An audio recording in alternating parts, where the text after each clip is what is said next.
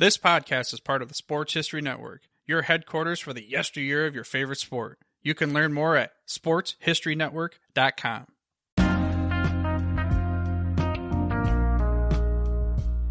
You are listening to the Football Odyssey. I'm your host, Aaron Harris, and today I'm speaking with Doug Drinen, the founder of ProFootballReference.com, the go-to resource for player, team, and league stats in professional football. In this interview, Doug and I discuss his early passion for sports data, the process of creating Pro Football Reference, alternative football leagues, and we even bounce around some insane ideas that we'd like to see in the NFL. As always, feel free to subscribe, share, and let me know what you think of our conversation.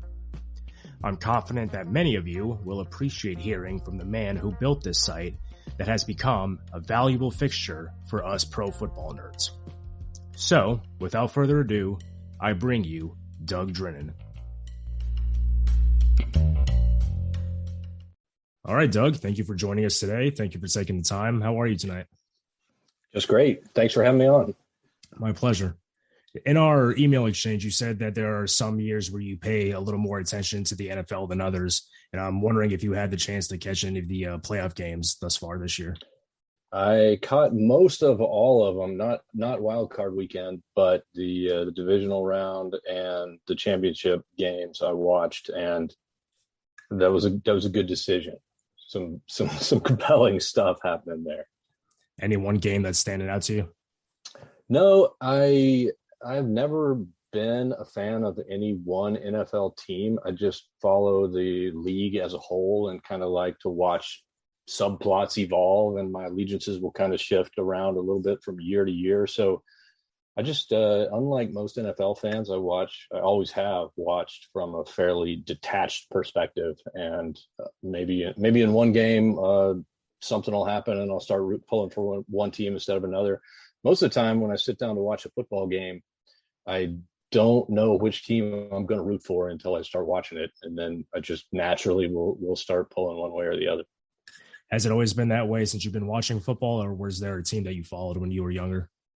No, I never had in football, in Major League Baseball, and in the NBA. I've never had a team. And I attribute that to growing up in Oklahoma, which is sort of no man's land in terms of, professional sports franchises. The Thunder obviously weren't around back when I was growing up.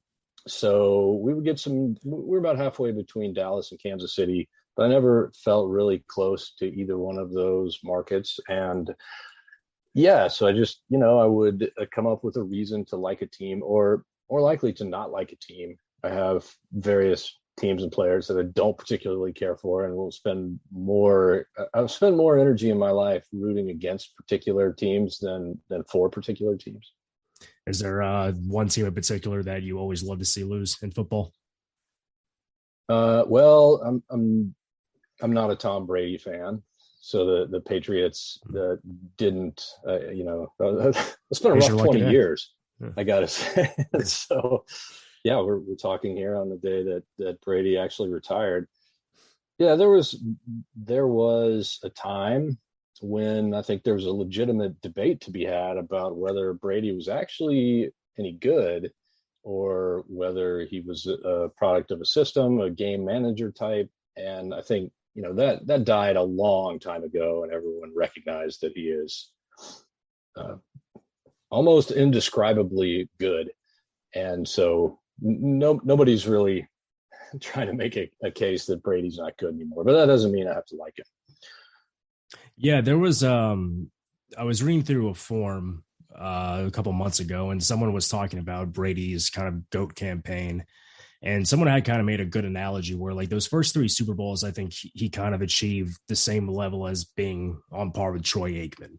He had won those three Super Bowls. He was part of a team that had really good defenses. They had solid rushing attacks. They had a running back by committee approach, but, he was the guy that made big time throws, but didn't go crazy on the stat sheet. And then 2007 is whenever he really started pursuing being one of the greatest quarterbacks of all time. And then after losing a couple Super Bowls to the Giants, people thought he was never going to catch Montana. And then finally he got over that leap once he defeated the Seattle Seahawks. Yeah, that sounds about right. I mean, he's been he's been in the league for 23 years or whatever it is. So he's had opportunities to have a lot of ups and relative downs. So we all thought he was one thing, and he changed the narrative on us more than once. Yeah, he definitely has a habit of ruining a lot of people's dreams and breaking a lot of hearts. So before Yep. we go deeper into Pro Football Reference, I want to start off this conversation by talking a little bit about baseball of all things, because from what I understand, you were actually very much influenced at a young age by Bill James, correct? That is correct. Yes. So, like, what was it about his work that kind of influenced the way you thought about sports and I guess other things in general? Well, so my dad, I'll go back. My Most people who become sports fans will end up becoming that way because their parents were sports fans, and so they got into it from a young age. Neither one of my parents, nor my two brothers, really had any interest at all in sports. So it's sort of a mystery how I ended up such a fanatical sports person, but I definitely have always been one. And my dad was a classic computer nerd way back before being a computer nerd was cool. So he was an IT guy like back in the late 70s. So he would bring home stacks of punch cards and things like that for us to play with. And but he both of my parents tolerated my obsession with sports, and my dad was always looking for sort of common ground. So when he saw anything that was at the intersection of computers or math and sports, he would use that as an opportunity maybe for he and I to share a common interest. And so he bought me the baseball abstract, the very first one, 1982, for my 11th birthday. And I probably, to be honest, didn't quite understand the nuances of what I was reading when I was 11 years old, but it still was unlike anything else that I had read at the time. And my dad, being a math and computer guy, was also impressed by it. It didn't seem to him like the normal sports talking head fare, and so he thought it was intriguing. And so that was kind of our tradition. Was we would every year we would buy the baseball abstract when it came out and read it together, and I mean, we didn't read it together, but we would read it and talk a little bit about it. And that was, his way of getting me to think about math, and my way of getting him to think about sports a little bit. And there was another book at the time that had kind of played a part in developing your sports and data combination. That was Basic Betting. Yeah, I mean, I don't. Yeah, that was another thing that my dad and I did. It was this book that had basic programs for predicting point spreads of games, and I'm sure the algorithm was not a money winner. If you were to attempt to dust that thing off and use it right now, you would lose the vig and perhaps a little bit more. So I don't recommend it. But again, it was a nice way for my dad and I to sort of share a common interest. And I've also been interested in predicting things and gambling ever since I can remember. I think probably like most sports fans. And reading that book at the time, did it kind of make sense to you at an early age, or did it kind of take some time to really, because I obviously, like you mentioned earlier, at 11 years old, you didn't really comprehend fully the abstract, but was this at a time when you had developed a little bit of a mathematical sense? Probably not. To be completely honest, I don't remember this specifically, but my guess is that my dad would be explaining things about the ins and outs of the computer code to me, and I would be smiling and nodding and just patiently waiting for the output. That would have been my guess. But you get exposed to things, and they sink in on some level, probably, even though you're not fully cognizant of it. Did you have a realization growing up that you wanted to work in sports data? I don't know that working in sports data was actually a thing that would have ever occurred to anyone. back in the 80s. I mean, Okay. like every other sports fan, I was going to be a professional athlete. I was going to be a basketball player. That was probably my favorite sport. And in fifth grade, I was pretty good.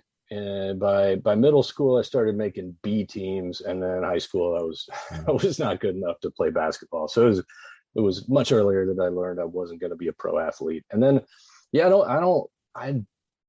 don't even remember having a thought or a discussion with anyone about the possibility of like working in sports. I mean, there was being an athlete, and if you're going to be a coach or a commentator or whatever, you pretty much had to have been an athlete before. And so I don't think that thought ever occurred to me. Now, did you ever take a job as like writing for magazines, or I guess maybe into the 90s blogging about any sports data or any of your insights into that field? Yeah, so the beginning of the story with Pro Football Reference is actually my relationship with Sean Foreman, who started Baseball Reference and encouraged me to start Pro Football Reference. He and I met because we were both working on a baseball annual. So actually, Bill James, when he retired, he gave the rights to the name Baseball Abstract to a group of people. And there was some infighting among this group of people. And so it splintered off into two groups. And one of those two groups had this annual that they were putting out called the Big Bad Baseball Annual. And I knew some of the guys from that, and I got involved with them through the old time internet news groups and things like that. And Sean was working for that publication, and so we met and just started talking, and that's how I got to know Sean. And Sean's the one that encouraged me to start Pro Football Reference.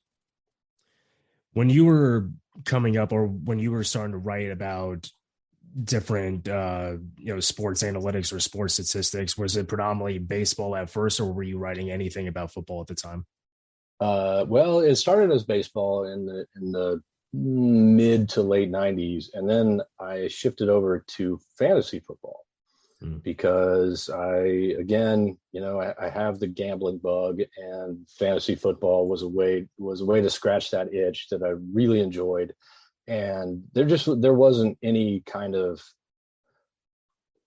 I don't want to say there wasn't any mathematical analysis happening. There wasn't really even any clear-headed logical analysis of fantasy football happening when it was in its early days. And I know the early days of fantasy football go back to the 70s or even the 60s, but when it was becoming popular as a mainstream thing, I just didn't feel like there was a lot of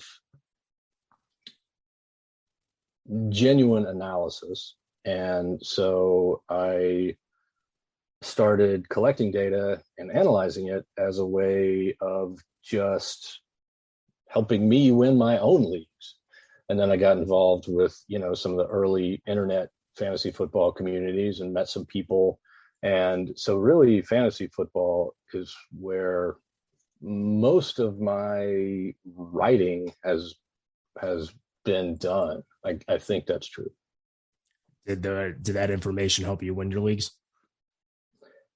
It's hard for me to remember because I'm not really an active fantasy player anymore. I seem to recall like being the total points leader and losing the Super Bowl a lot of years. Maybe those just stick in my mind, but I felt like I always had the best team, but didn't ever quite win. I don't really. It wasn't really about winning for me.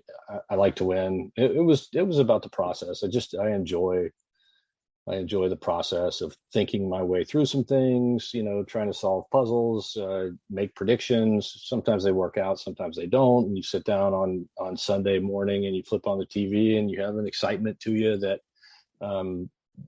is that's I don't know. I've always found that compelling and enjoyable. And to me, the ultimate winning or losing of it never was a huge, I mean, I would rather win than lose, but like losing didn't make the experience overall less enjoyable, I don't think.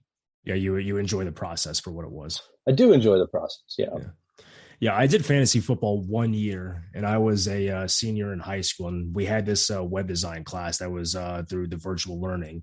So there was 3 of us in a 6-person league, and by luck, I got to the championship game, but my team was easily the worst team out of anybody. I'm a Steeler fan, and I'm someone who has to root for a team as opposed to individual players.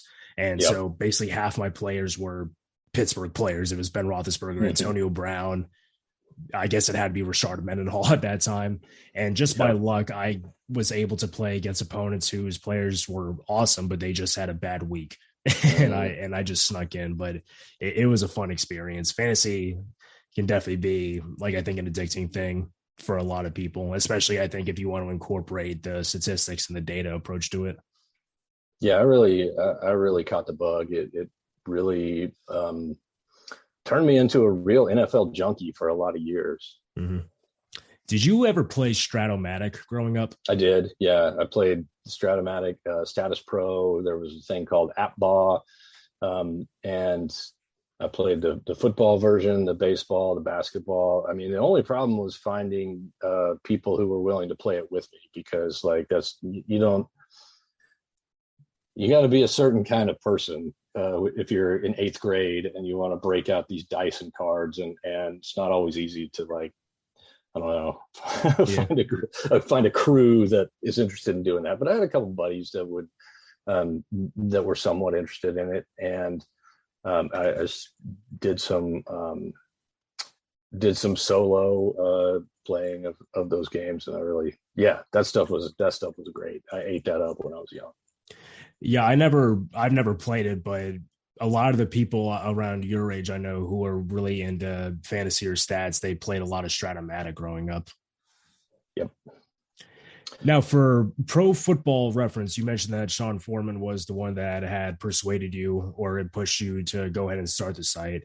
So what was some of the uphill battle that you had to do in terms of starting the site up? Because if I remember correctly, there wasn't another database on the internet that was doing what Pro Football Reference was, that you were designing it to do. And you're talking about documenting a sport that officially has been played professional since 1920 or 21.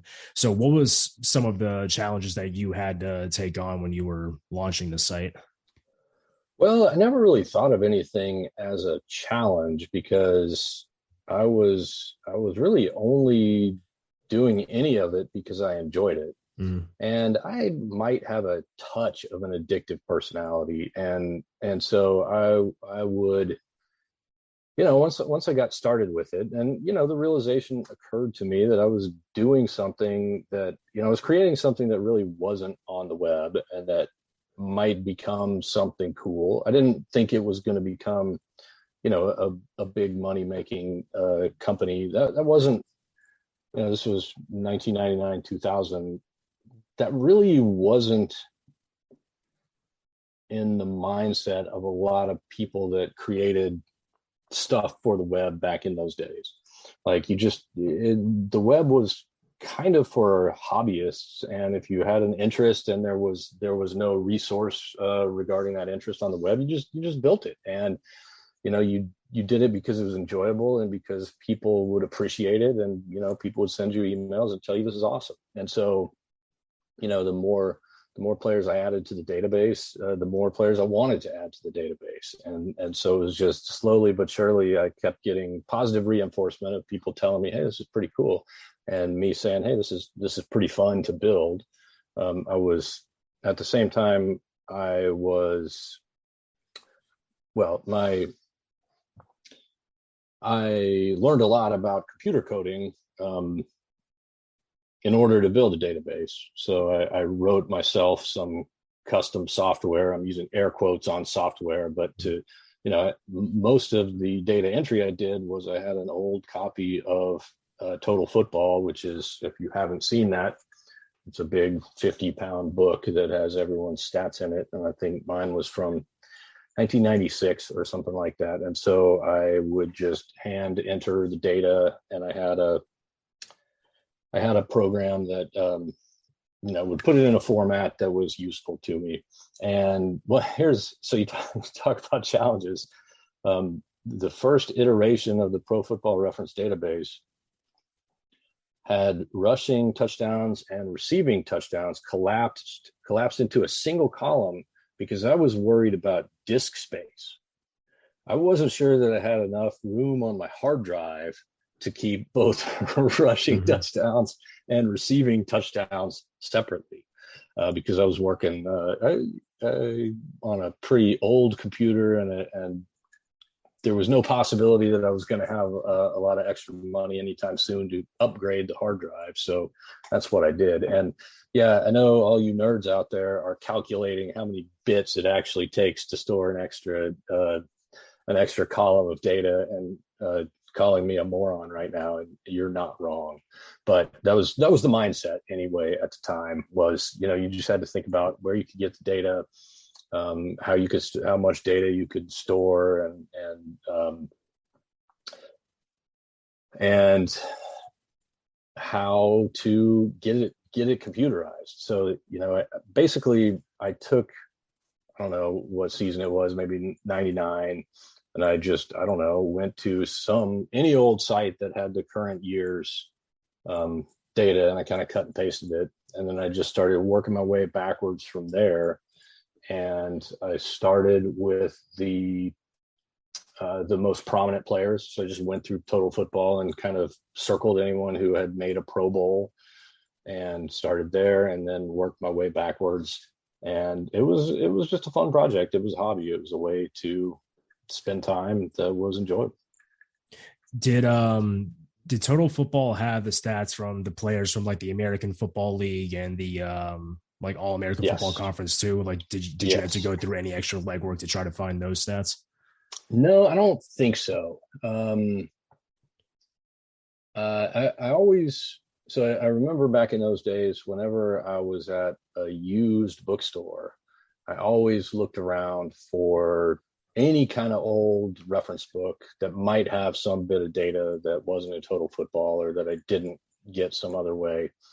And there's another old sports encyclopedia by Neft and Cohen that it's a little bit of a different flavor from Total Football, but it had some stuff that that Total Football didn't have, including, I think, postseason numbers were in a better format in that book, if I'm remembering correctly. So it was, it's the little things that bring us joy in this life. And I just remember looking at pulling this thing off the shelf at the bookstore and saying, "Ooh, I could add postseason data for Duriel Harris into my database. That is exciting."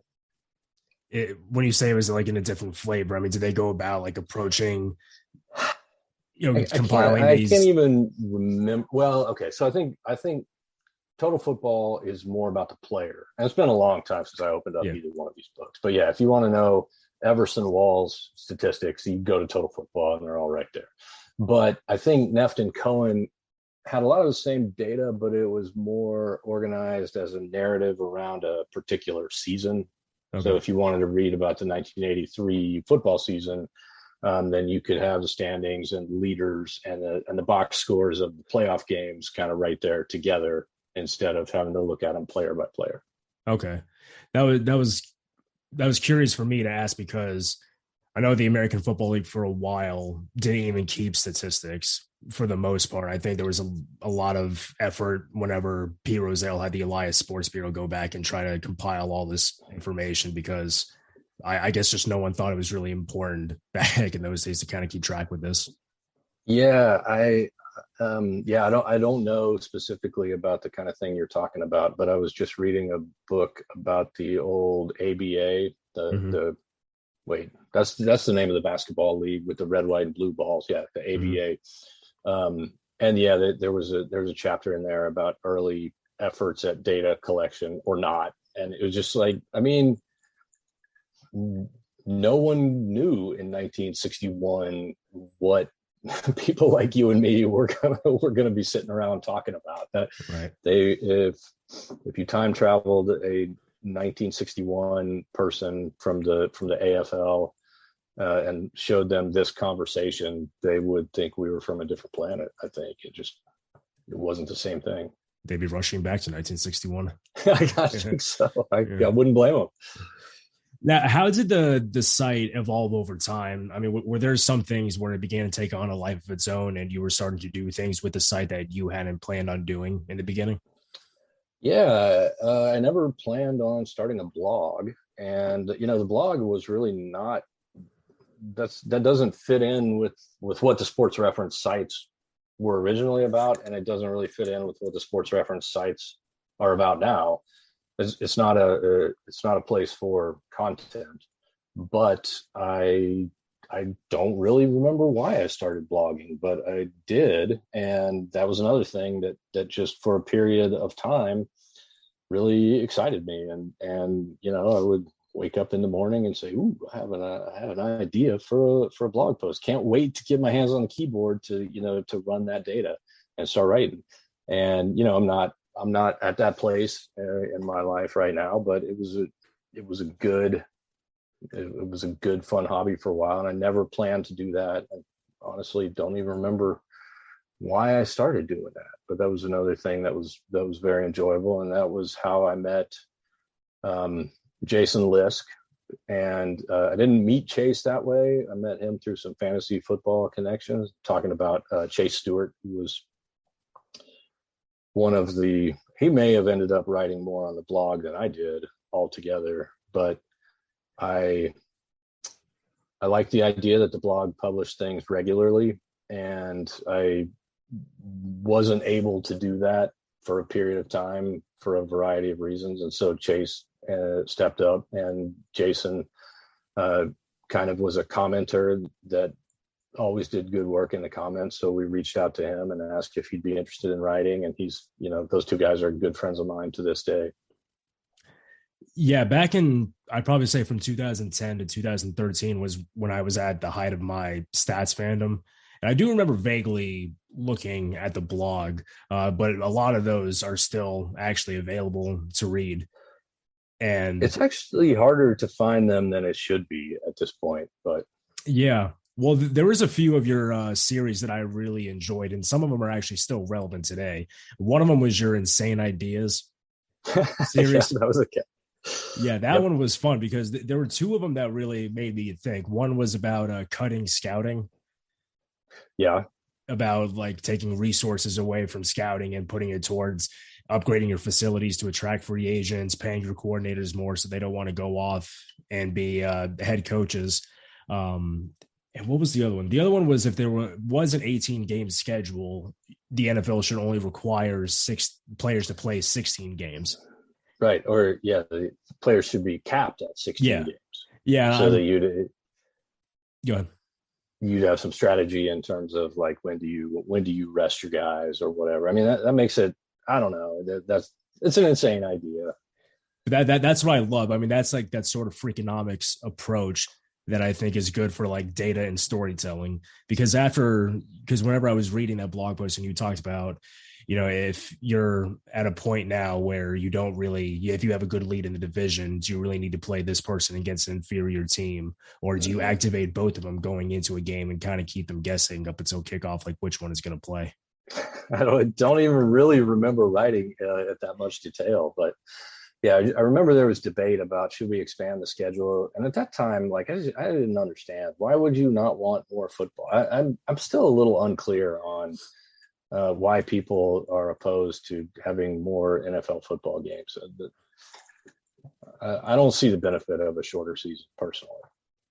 So I'm in favor of a bigger schedule, but I understand there's already a lot of injuries, and the union might have something to say about working more for the same amount of money. And so that was, at the time, that seemed like a potential compromise. Well, it could theoretically happen. I mean, I have no reason to believe that we're not going to go to an 18-game schedule after this year. Yeah, so that's right. Do you think that there is such a thing as like NFL fatigue after a certain point? I mean, I don't know, not for me. Like, I mean, I, you hear the same thing in college football with regard to bowl games. Every year, you go on Twitter, and it's like, do we really need your alma mater, South Florida, playing against Central Michigan in the freaking Beef O'Brady's Bowl? Right. Like, Yeah. do we need that? This is terrible. Bowls used to mean something. And I can't wrap my head around that line of thinking. Like, if you don't want to watch South Florida and Central Michigan, then don't watch it. But it doesn't hurt anybody. And same thing with, you know, Jags and Texans on a Thursday night. Yeah. What else are you going to do on a Thursday? Would you rather have it or not have it? I mean, what's the problem here? Yeah, well, that's also something that people talk about when they talk about extra football outside of the NFL, like spring leagues, like the USFL in some incarnation is going to be playing, I guess, shortly Yes. after the NFL, after the Super Bowl. And I've always have been of the belief that I'm okay watching another league or having more football, but like I don't want to watch a carbon copy. You know, give me a league that Right. has like 5 guys on the line of scrimmage and you can have multiple forward passes behind the line, or even like making punts recoverable by the Okay. by the punting team. You know, give me some unique that I'm not gonna see from September to February. Yeah, that's an interesting point. Like, I was with you, and then you said multiple forward passes, and I'm like, whoa, Yeah. hold on, buddy. Behind the line of scrimmage. Let's not get behind the line of scrimmage. Still, like, I don't know, man. That's pretty out there. Yeah. I will say this about the USFL. I'm a sucker for anything USFL related, and that's because the original USFL happened when I was 13 and 14 years old, which is, of course, when the sports world attained perfection.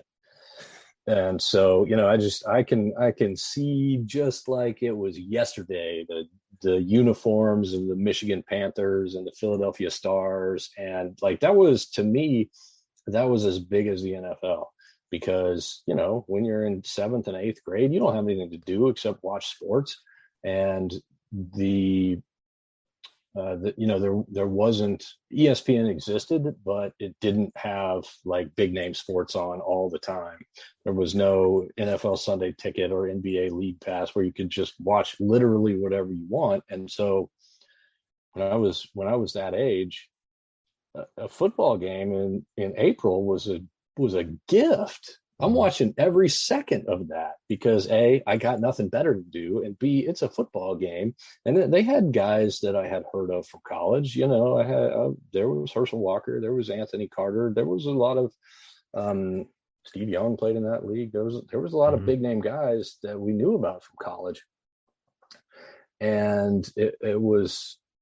I just have such irrationally fond memories of the USFL that they're doing it exactly right, because from what I've seen, they're going to have the same franchises and the same uniforms and everything. And that's, I mean,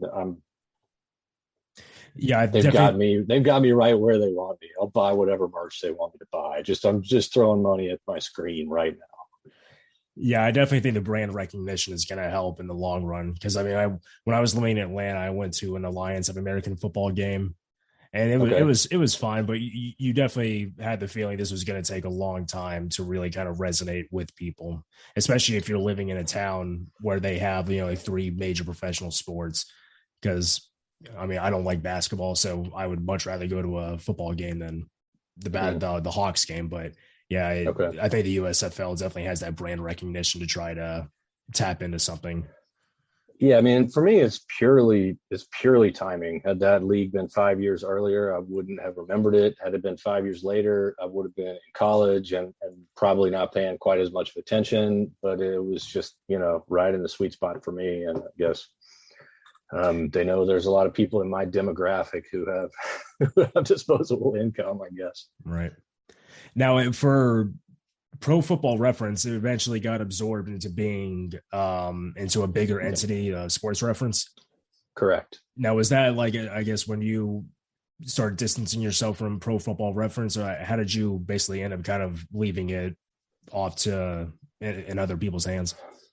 Yeah, I guess I know that you weren't intending to imply anything, but when you say distancing, I just want to make sure that the listeners understand that I wasn't distancing from something that I wasn't happy with or anything like that. It was more like stepping away, I think would be probably the terminology that I would use. Sure. So I think when it switched was when Sean, and so there was the third guy was Justin Kubatko, who did Basketball Reference in the same sort of way that I did Pro Football Reference. Sean knew him and encouraged him to start a basketball version of the site.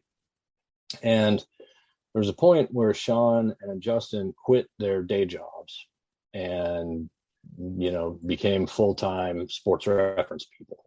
And I gave that a lot of consideration, but I enjoy my day job too much, and so I wanted to keep doing what I do as an occupation, and it just the site, the football part of the site just needed someone who was able to devote more time to it than that. And so I sold. And I'm using aggressive air quotes on sold. I sold Pro Football Reference to Sean for a piece of the bigger corporation. And what that means is that if you're a computer engineer, that there's a lot of benefits to be had by integrating the code behind the scenes so that we could add new sports easily and keep them all in the same format. And at the time it was, I had the football part of the site running one way and the basketball part was running a different way and the baseball part was running a different way. And it just made sense to bring all those things together from a technical standpoint so that growth would be a lot easier from there. And I just wasn't capable at that time, nor would I be today, of doing what needed to be done to make sure the site continued to grow. And whenever you had left, did you walk away thinking that your site was now the go-to resource for historical data for pro football? I did, yeah. And I mean, I don't know. What do you think? Is it? Yeah, well, that's what I remember using in high school. I mean, I don't know when Football Outsiders came out, but I always remember using Pro Football Reference as long as I've been watching football. Whereas that I think came later on in my fandom. Yeah, I think of Football Outsiders as a different thing. They've got analysis, they've got their own metrics and things like that, and that's not what Sports Reference is about. And obviously, they've got some data. Yeah, it still is among the top results when you search for just about any football player. So people still find us, and that's gratifying. I mean, I'm at this point, I haven't written a piece of code for the site or entered a piece of data in it's been easily over a decade, maybe 12 years. But I'm proud of it.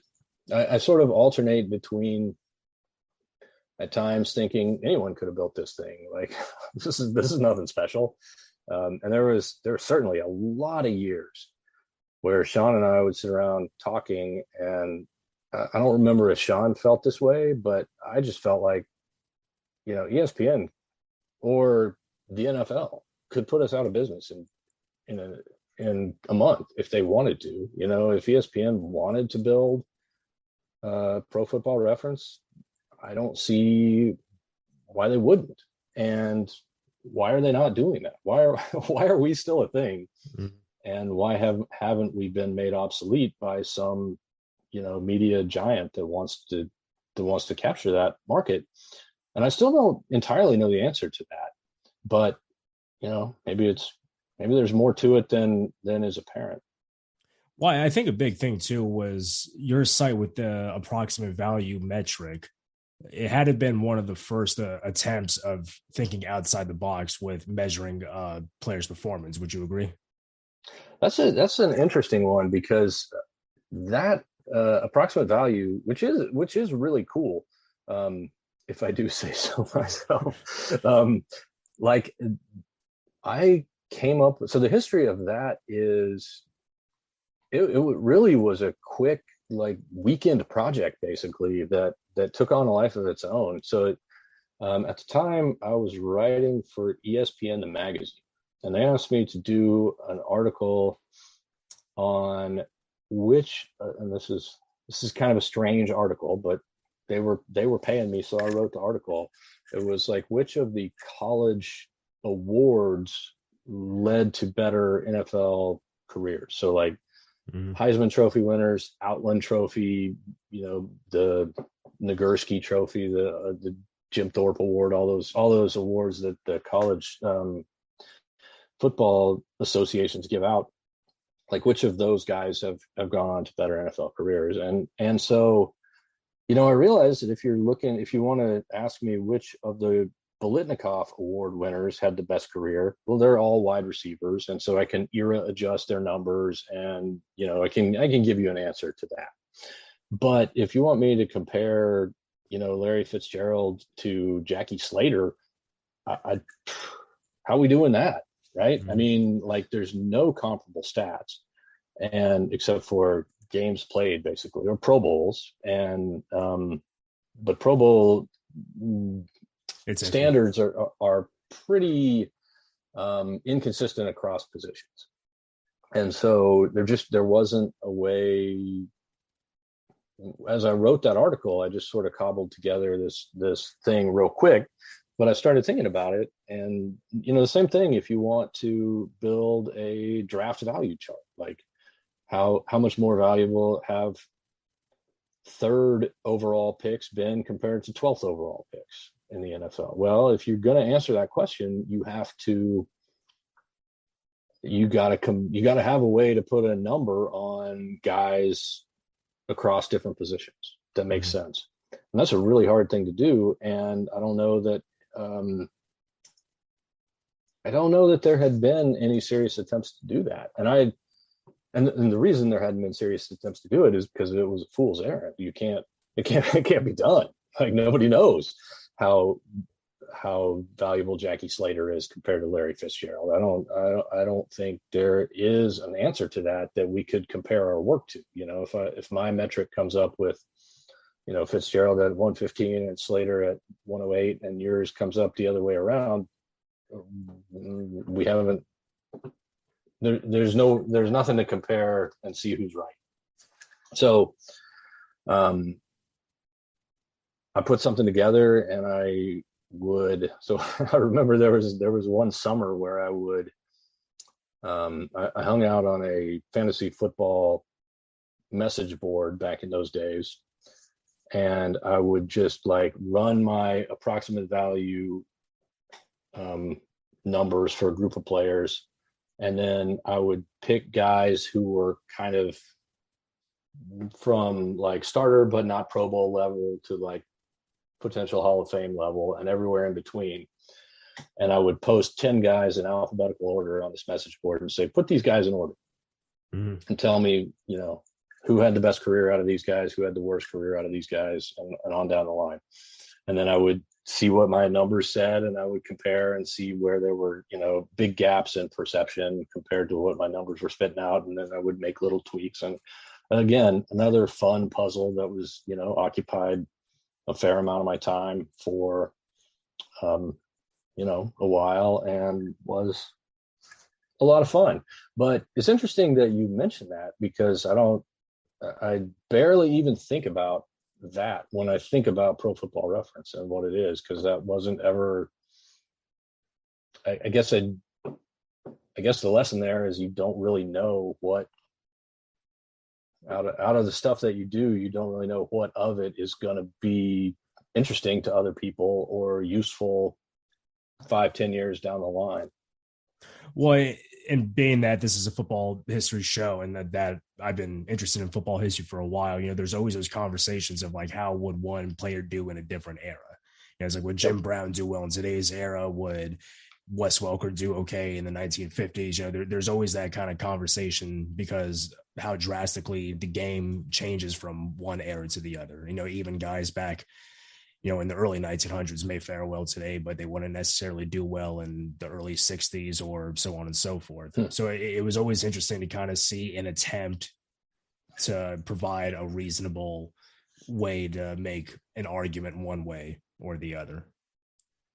Yeah. So let's talk about insane ideas for just a second. Like this is a bit off topic, but my theory is that the level of everything, play, coaching, everything in all the major sports is getting better at a rate that's far faster than we understand. So I think let me try and I've had this conversation in a baseball context with some people, but I think I'm not willing to say that if you time traveled peak LaDainian Tomlinson. So when was LaDainian Tomlinson's peak? Like the early 2000s? Yeah, 2006, I think, when he broke the record. Okay. So if you time traveled 2006 LaDainian Tomlinson to today, I'm not sure he's a starter. Really? Yeah, I'm insane. I love it. Let's roll with it. I have nothing to back this up, but that's my gut feeling. And if you okay, so who was Eric Dickerson? Okay. If you time travel Eric Dickerson to today, he doesn't make a roster. I'm not sure he's a college player. Now, I mean, not a big time college player. Now, obviously, if you take Eric Dickerson and make him be born in 1998 so that he's 24 years old right now or whatever, then that's a different story because now he's grown up with the coaching and the nutrition and all that stuff. But yeah, I think if the 2021 Jacksonville Jaguars played a game against the Super Bowl champions from 1995, I think the Jags kill them.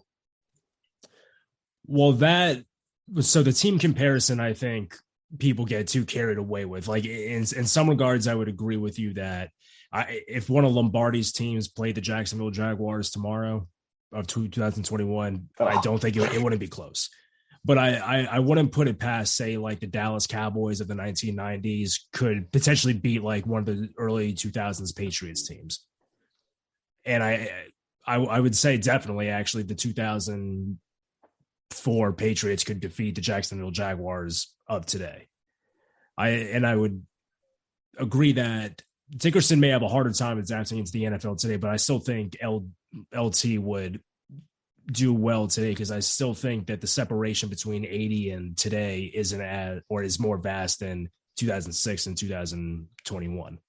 And yeah, like you, I have no evidence to back this up, but it would just seem that like if LT grew up in a time in which he had a full-time training staff and a nutritionist, that he could adapt well to the standards of today. You're probably right.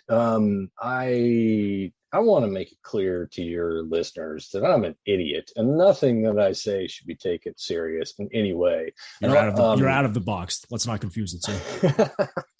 Yeah. So maybe I was, I reached a little bit by throwing LaDainian Tomlinson in there, but like, I don't know, Jerome Bettis, go back to the 90s. And certainly, like, yeah, you go back to six. I mean, the conversation we had about stat keepers, and like go back and read stories about NFL scouting in the early days. I mean, not even the 30s and 40s where there was no scouting, but even in the 60s and 70s, scouting was like the average dude with an internet connection does more scouting than NFL teams did at a certain point, not that long ago. And like, how is it credible that NFL scouting departments have changed from where they were in 1960 to where they are today, and NFL coaching staffs and schemes, and just like the amount of time these guys spend cooking up schemes that have been evolving over decades. Everything about the NFL and all the other sports leagues is so much more professional now. I don't understand why the same wouldn't hold true for the players on the field as well. I mean, when I was in junior high, this was in the 80s. I played baseball and basketball, and I was told in the 80s not to lift weights. Mm-hmm. Now, not for football. Football coaches would tell you to lift weights, but baseball and basketball coaches told you don't lift weights. You will get too muscle bound. You'll lose your flexibility. And that wasn't that long ago. And now, I mean, in baseball, everybody looks like a middle linebacker. Those guys are ridiculous athletes. Whereas in the 80s, they looked like accountants. And I don't doubt that those guys are the dudes who played baseball and football and basketball in the 70s and 60s and 80s were really smart and every bit as competitive as the players are today. But they just, and if they had grown up today with those same personalities, they'd be in the NFL today. But they didn't, and the physical comparison and the amount of preparation and just overall professionalism that goes into the whole thing is worlds apart. Do you think also because a lot of players in professional sports, especially the younger players in today's game, are focusing more on one sport from the time they're in junior high as opposed to playing a more well-rounded?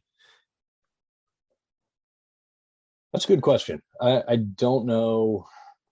I don't know if that would apply to coaching, obviously, because you're not incorporating the physical traits, but just as far as playing the professional sports, I've always been curious if the concentration on one sport, that most of them at this point are year round, because if they play with a school team, they probably are a part of a travel team in some capacity. Yeah, I'm not sure. I mean, that's a part of it. Just the level of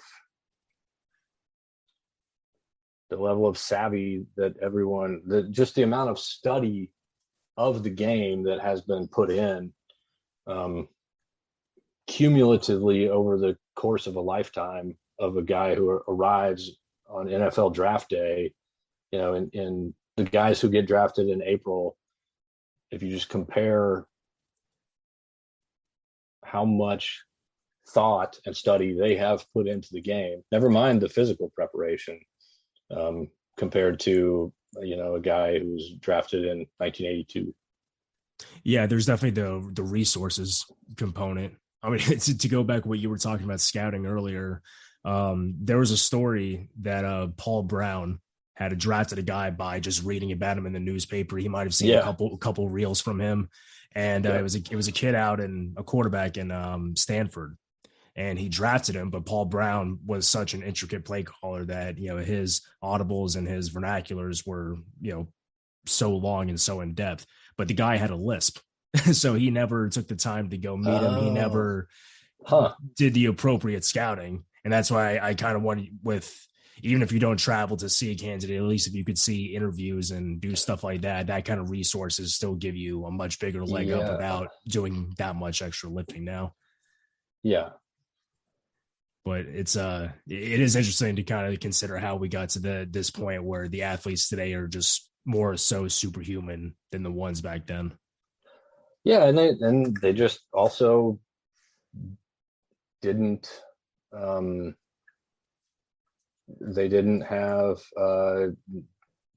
football was not, or pro sports was not the be all and end all like it is now. And it wasn't nearly as lucrative. And I remember when I was writing the blog, I would go back and read old newspapers about the early NFL drafts from the late 60s.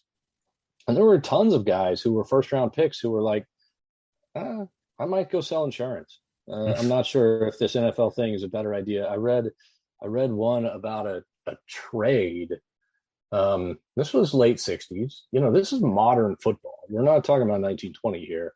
There was a trade that was made in part because one of the guys like had an off season, or like his real job was selling insurance, and his company's office was in Atlanta, so he wanted to be traded to the Falcons or something like that. Right. Like a kid growing up today, like you, in this world, that you can't even wrap your mind around. That's hard for me to wrap my mind. Yeah, I think Chuck Bednarik, his nickname was Concrete Charlie because I think he sold concrete in the offseason. Yeah, I did a thing on an old AFL player named George Webster, who played with the Oilers and was a pass rusher, and he sold cars in the offseason. And well, he didn't sell cars, but he worked at a car dealership in the offseason, and a reporter asked him if he sold any cars, or have you sold any cars yet, George? And he said, no, but I've been in field goal range a couple of times. Yeah, they definitely had a good personality, because a lot of them they said that they would have jobs in the off season, but essentially they were just spokespeople for certain brands and companies. Hey, speaking of field goal range, like that's another area where we can clearly see that it's a different game from, when I was growing up. A 40-yard field goal was, I don't know, that's no sure thing at all. And now that's like a 90% proposition. Now, part of that would be field conditions and so forth, but like kickers are just way better in every objective way we can measure. The athletes are way better now. Well, yeah, the Buffalo Bills, Scott Norwood, when he missed the field goal against the Giants, I think that was 47. Yeah, which it's not a chip shot, but in today's game, it would be almost, I would say, 8 out of 9 times out of 10 they're going to make that. Yeah, that's. What do you think about 4-point field goals over 60 yards? I'm anti. I'm in favor of working to remove all kicking from the game. Wow. In any way possible. Now, I'm not saying that's possible, but I want it de-emphasized. So my theory on that is that when football was, I'm not a historian of like pre-NFL football. Like, in late 1800s when Army is playing Harvard every year. Like, I don't know much about that, but like back in those days, I think, football evolved from rugby, I think, in some sense, or it's a cousin of rugby. And there's rugby is about running and kicking almost equally, and it's all integrated together. And I think football kind of used to be like that, but like football just isn't about that anymore. And there's the fact that kicking still exists in football is just a weird, bizarre artifact that it's a historical accident, and we should seek to get rid of it as much as we can. Now, I'm not in favor of just like going cold turkey and eliminating all field goals from the start, but I'm definitely like, I don't see why we need to kick extra points. Like, line them up. You can go from the 1 yard line for 1, or you can go from the 2 yard line for 2. Those are your choices, or whatever. But we don't need an extra point. There's no sense of having an extra point. I think it's a little harder to get rid of. Well, I think that was talked about, I think, in the beginning. I think Bill Belichick actually had a good idea when they were discussing moving the field goal or the extra point back from where it was. I don't remember when they moved it, 2013, 2014. Yeah, somewhere around it. I think he actually suggested a few years before that, if they score a touchdown, give them 7 points, and they have to go for it after. And if they go for it, they get another point. And if they don't make it, they lose a point. Huh. Okay. Which was interesting. But I'm kind of in the different camp, though, because I actually would like to see a little more kicking in the sense of, so kind of going to the early 1800s or the late 1800s, there actually used to be an onside scrimmage kick. And Okay. it still is that way in Canada, where anybody who was behind the kicker could go down and recover the ball as long as it went 10 yards downfield. And that was before they had the forward pass. So say the center would take the ball, or the quarterback would take the ball from center and he would kick it. The three backs that were behind him would rush to go receive it 10 yards or recover it downfield. And Canadian football, I believe, does this to a certain extent. But I think it would be cool, say, if you're kicking or if you're lining to kick a field goal and you have someone that motions around, that can kind of open the game up in the perspective of, having that receiver that is usually like on the hands team on an onside kick that can run down and jump up for the ball, or that can even open up fake field goal opportunities and increase the game strategy from that standpoint, which will never happen, I think, because there's probably too much injury liability that goes along with it. But Yeah, I mean, I think that's a problem with kickoffs and probably punts as well. And I don't know how to get rid of kickoffs or punts, to be honest. I don't really like the idea of just giving the ball as 25. That doesn't feel right to me. yeah, I'm the same way. There's not a lot of coffin corner kicks either anymore. No, yeah, punters are really good too. Now compared to what they used to be. Okay, now you got me thinking about, since you like you're a fan of insane ideas. You like tinkering with rules. Here's one that I think would be interesting. Okay, so every year the rules for what constitutes a first down change, but nobody knows what they're going to be until like the day before the opening kickoff. So like maybe you're going to have 5 plays to gain 17 yards, or maybe you're going to have 3 plays to gain 8 yards. Maybe like now we have 4 plays to gain 10 yards. And so, there's a set of 20 possibilities that might happen in any given season, but you have to prepare. You got to go into the season prepared for all of those as a coach. Okay. And then on football eve, the commissioner pulls one out of the hopper and says, okay, this year the rules are going to be you need 11 yards for a first down and you got 3 plays to get it. Well, I would imagine you would have to do something like that. Oh, so you're saying go through training camp, preparing for all these possibilities. Yeah, you gotta build a team that's capable of. Another possibility is you do that before every game. Like before every game, you change the rules about what constitutes a first down. Insane. I think you thought my multiple forward passes behind the line of scrimmage was insane. Now we're talking about a whole new sport, man. See, it's interesting though, because like this doesn't change the way football looks, right? Yeah. I mean, so multiple forward passes definitely feels to me like a different game. Like there's a whole collection of stuff that you could do then that you cannot do now. Whereas, this just changes game plans, but I don't know, like people are still going to line up with the quarterback and throw some passes and occasionally run the ball. I think, I guess in a training camp perspective, it does prepare you a lot for situational football, and it definitely would prepare you a lot for your overall game planning. But sometimes I worry if other parts of the game would suffer because you had to focus on this too much, especially if you're changing it week by week. Yeah. I mean, it's probably a terrible idea. But now, what about, obviously in the past couple of weeks, overtime has been a huge deal in terms of, when Kansas City got the ball and it scored immediately on Buffalo, there was a big outcry to change rules.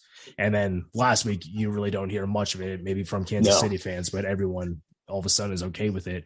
What do you think would be an appropriate method to kind of make overtime rules simpler? And you did bring up one rule back in your blog that I don't know if you would remember, but it was 2. I don't remember if it was going for 2 for both teams, but the one I specifically remember was, instead of overtime, get rid of overtime and just count ties as non-wins. Yeah. Can't do that in the playoffs, though, unfortunately. Right. So, yeah, I mean, I like the idea of ties. I mean, you could count them as non-wins, or you could count them as ties. In the regular season, like a set of standings that has win, loss, and tie is a more honest set of standings than a set of standings that has just win and loss. So I really don't see a problem with that in the playoffs. Okay, so I have these two friends. Shout out Adam and Moral. Who have an idea about fixing overtime that I hate. I hate it. I can't even tell you how much I hate it. I'm shaking with rage over here, but yet I cannot find I can't find a flaw in their logical argument that this is a good way to do it. And I mean, I don't know. I'm sure other people have thought of this before, but their proposal is if the game is tied when the clock expires, you just keep playing until it's not tied anymore. Sounds simple. It sounds terrible. I hate it because when the game is over, the game is over. And now you need a tiebreaker. So I'm gonna let your listeners just ponder that, because it's taken me a lot of I've been through 5 stages of whatever you go through when you hate something until you realize that it's actually good. I also have heard an interesting idea about the team that wins the kickoff from the beginning of the game is going to be the one that receives it at the beginning of overtime. So that would kind of change the play calling for a person or the team if they have to, instead of kick a field goal to go into overtime, if they know the other team is going to get the ball, maybe they'll be more aggressive instead of just kneeling the ball, or maybe even go for it on 4th down if they're near a goal line. Here's a thought that I don't know that I've heard, although I'm sure I'm not the first person to think of it. How about just no overtime, and whoever has more yards is the winner? You have a tiebreaker. That's not going to sit well.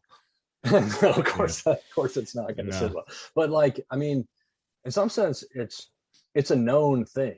Like you can imagine how the TV screen would then have like a little token on the side of the team that currently has the tiebreaker. Mm-hmm. And so like before you start your final drive, you're down 3 and you have the ball at the 30-yard line with a minute left. Like, whether you're going to end up with the yardage tiebreaker or not. So whether you need a field goal or a touchdown, probably. Right. Yeah. You just do your strategy accordingly. It's not going to sit well. Nobody's going to like that. Yeah. I think no matter what overtime rule you come up with, no one's going to like it. Right. Although, I mean, some people have also said just play a full 10-minute, or if it's in the playoffs, play a full extra quarter. And obviously in the playoffs, you're going to have to keep going until someone wins. But I guess that's also another basic approach that you could. Yeah, I mean, you really can't. I mean, that could go on for a whole nother game, potentially, in the worst case scenario. And we want more football, though. That's a good point, but I think you do have some injury concerns there. Yeah, I mean, that's a huge part too, that the Players Association has to, if I read that correctly, has to sign off on that. Do you do anything like in your spare time now with these kind of like side research projects with football research or football stats, or kind of like the stuff you were doing for your blog posts? Do you ever do it just for fun in your spare time? Well, right now, what I spend most of my spare time doing is gambling. Like, nice. So yes, I do nothing but projects involving sports data analysis, but mostly they're with the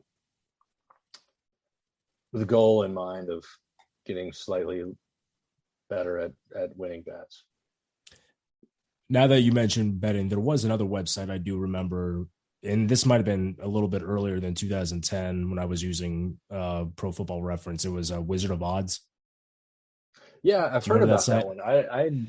I wasn't aware of it at the time, but since I've dived into some of the old gambling literature, I have been made aware of it. Yeah.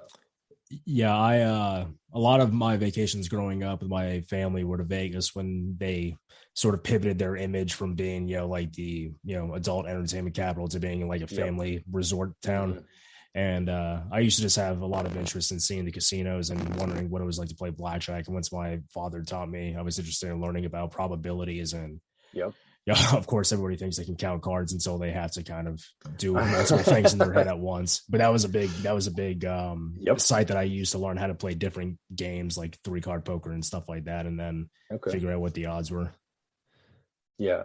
I mean, gambling and sports are both excellent teaching opportunities for probability. And yeah, so I actually, my day job is teaching math at a college, and occasionally I'll teach statistics. And it occurs to me that if you're a sports fan, there used to be a website out there, and I don't remember the name of it, and I don't know if it's still there, but you can imagine it easily. So you enter in a number between 0 and 100, and it'll spit back out at you a baseball situation where the probability of winning is that percentage. So if you enter 19, it'll say, okay, if it's the eighth inning and you're down 4-1 at the beginning and you have a runner on first and 2 outs, you have a 19% chance of winning. And if you're a sports fan, if you've watched a million baseball games, then that connects a feeling in your body that you know what your chance of winning is if you're in that situation. If you're a baseball fan and you've watched enough baseball games, and that connects it to a number, 19. And so I realized that people who are not sports fans, sometimes, I mean, obviously people are all different, but like some non-sports fans don't have, they don't have anything in their experience that they care as deeply about as sports fans care about sports, that they can use to understand probabilities. There's nothing in the life of a non-sports fan, of many non-sports fans, that teaches them about probabilities in the same way. Yeah, there's not a whole lot of other pastimes that would incorporate numbers in the same way sports do. Yeah, I mean, games. Yeah, gaming. If you're a big bridge player, or board games or whatever. Yeah. Yeah, I play a little backgammon, and my godfather tried to teach me bridge, and that was just too over my head. Yeah, I never have actually played bridge, but I do I enjoy a variety of board games. No, something other that came to mind while you were talking was about situations and giving your percentage of winning. And anytime I see Sunday Night Football, there's always that next gen stats that come up saying your winning probability is this much. And it almost seems like sometimes that analytics, it almost feels like a license to act recklessly. Because I mean, I don't know if you saw this game earlier, or maybe I guess it was about a month ago at this time. It was the Chargers and the Raiders, the last game of the season. And I didn't stay up for that one. The Raiders, or not the Raiders, the Chargers went for it. They were only down 3 points and towards the beginning of the third quarter, and they decided to go for it at their own 18-yard line. And I can't imagine, and obviously the coach Brandon Staley is a huge analytics believer, and I'm of the opinion that you should have a good balance between using that to aid your decision making, but also being able to kind of get a feel for how your team is playing and seeing really what your personnel is doing on the field right now. So do you think that a lot of teams, based off like kind of what you see when you watch football, are using analytics in the appropriate way, or do you think a lot of teams are now getting carried away and allowing them to coach for them? I'm not comfortable really saying either one of those things. Okay. I do think that's just because I'm not following the NFL as closely as I used to. Sure. But it's certainly, well, I'll say this. So I have a I always judge these things with a gut feel test, and namely when my team is on defense. So I don't have an NFL team, but I have a college football team that I'm passionate about, which is the Oklahoma State Cowboys. So that's the only sports team that I'm always invested in. And so let's say I'm watching an Oklahoma State Cowboy game, and they are on my team's on defense, and it's 4th and 1. Most of the time, almost regardless of where we are in the field, I'm really happy to see the punter trot onto the field. And that to me is evidence that probably going forward is the right call. And because if I'm scared of you going for it as the defense, then maybe you should be going for it. If I want you to punt, if I'm happy for you to punt, maybe you shouldn't be punting. And I will say that over the year, like now when I watch a game, I'm just as likely to say, whoa, I'm really not sure. I'm kind of glad they're going for it here. Yeah, I'd like to see them try to go for it here. I'm saying that much more often than I used to. And so that to me tells me that maybe we're kind of at an equilibrium with regard to 4th downs. That kind of makes sense. Yeah, I used to only see errors on one side of the equation, and now I'm seeing what feels like errors on both sides. So that probably means we're about right. Yeah, and I think oftentimes it's usually the ones that get too carried away with it that get the most attention. And I think given the fact that it was a primetime game and it was a game that had a lot of playoff implications, it added that much more to the conversation. But yeah, I was just kind of curious to hear people's opinions about, do they think analytics are getting a little too carried away, as opposed to, because there was a while where people thought that analytics couldn't really work well in football because of the amount of variables that go in with having 22 players on the field at once. But clearly it's had some situational purposes for teams. Yeah, I mean, I think the word analytics is used in an oversimplified way by everyone. It's and if you go on Twitter, in certain segments of Twitter, the word analytics is synonymous with basically anything I don't like about football today. And it's like, no, that's not what analytics is. And it's very rare that the analytics say anything, right? The analytics is not a magic 8-ball that tells you the answer. There's good analytic, there are good uses of analytics and there are bad uses of analytics. There's good analytics and there's bad analytics.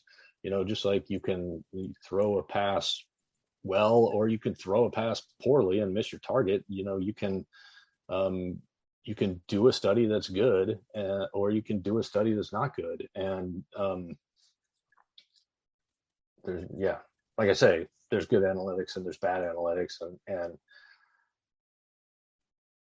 so grouping everything under the umbrella of analytics just isn't all that useful. Yeah, fair enough.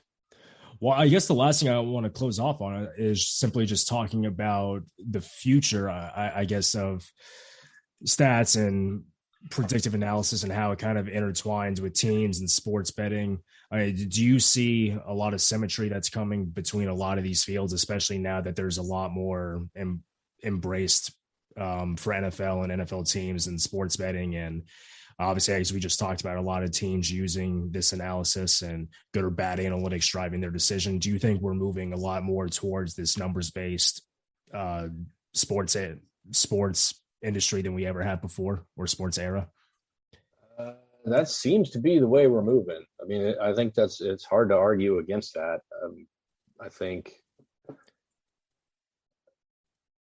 yeah, I don't know of any evidence that anything's being reined in or pulled back or anything. And I think, in the 80s when Bill James was doing things, there was, just the amount of computing power available. And even in the 90s and early 2000s, when I was doing studies on fantasy football, you just only have games, rushes, yards, touchdowns, to look at, and you can look at that stuff game by game. But at that time, I didn't have a lot of play-by-play data. That's new.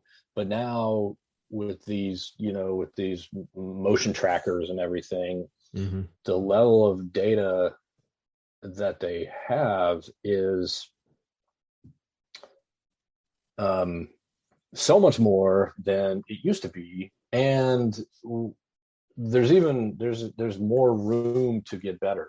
Like right now, I know that the NBA has had motion tracking cameras in all their arenas for a few years, and so there's a few years worth of data that has every player and where they are on the court at every instant, and where the ball is, and so that's 5 players on each team and a smaller court, and it's still like there's still massive limitations to what they can do just because of technology and computing power. So they can't exactly analyze everything that you would think they would be able to, simply because that's still too much data to sort through and figure out. And B, the technology doesn't quite work the way it ought to some of the times. And so there's still a lot of room to do more there. And that's basketball, where you got 10 players instead of football, where you got 22. So like I'm not up to speed on what the cutting edge is in terms of football analysis. I don't have any idea what front offices are doing. But they're only doing more of it. And we're not close to, I don't think, a plateau. Yeah. Well, those who control the data control the future. So there's definitely a race for it, I guess. Yeah. Well, Doug, I hope I speak for both of us when I say that I enjoyed this conversation a lot. And it was great to bounce around these insane ideas and to hear about such an influential site. I mean, it was a big part of me whenever I was really diving deep into my football fandom. And I'm sure for a lot of people listening, it's the same way. So I appreciate you taking the time. Well, that's almost the thing that I like hearing more than anything else. Like, I'm a teacher for a living, and I just love the fact that the students that I come into contact with are just maybe ever so slightly better going forward because of their interactions with me. And so you're an ever so slightly more informed football fan because of some stuff that I did for fun many years ago, and that's extremely gratifying to me.